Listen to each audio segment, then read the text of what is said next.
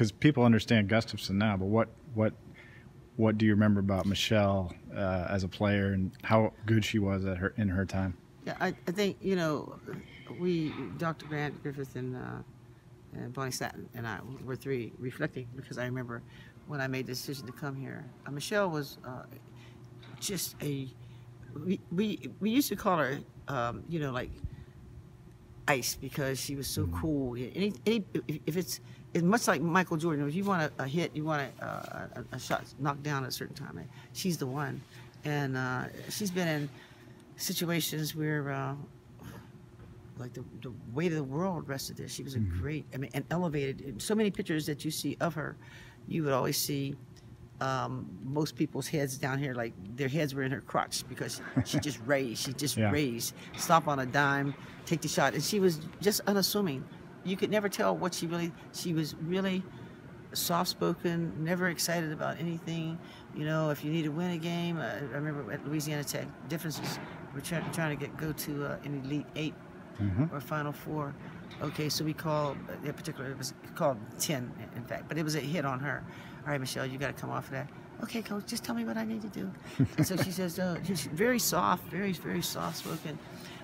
She just appreciated the game, was never a braggart. She was just a person that everybody who came during her time came because of her.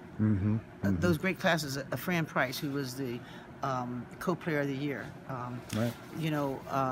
came because of her.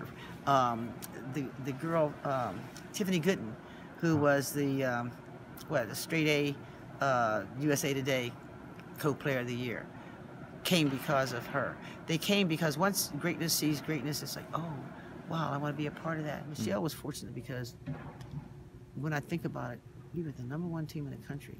When that's a heck of a lot of pressure. Yeah.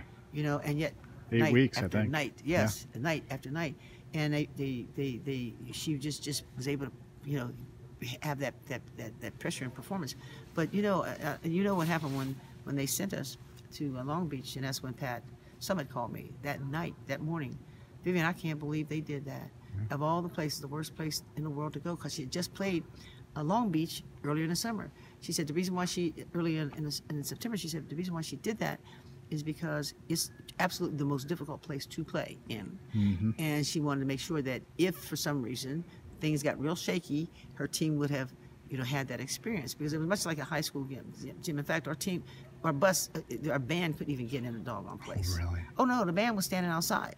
It was a small gym, and the walls sweated.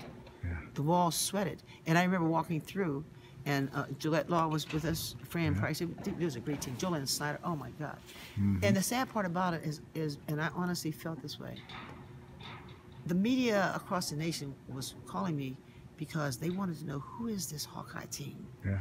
Oh my God, who is this Hawkeye team? See, now, you get a chance to see the national media, so you can see the players, but everybody wanted to know, who is Snyder, a 6'2" kid, or a man, Shanda Berry, 6'2" power forward that can knock that three. Oh, we had a great team, and so they wanted to know who these great players, and they were tall, they were quick, highly skilled, just a great team, and I just liked the demeanor, the way they carried themselves, and I felt sorry for the world, and I sincerely mean that, because they needed to see this Hawkeye team. That everybody wanted to know, who are those Hawkeyes?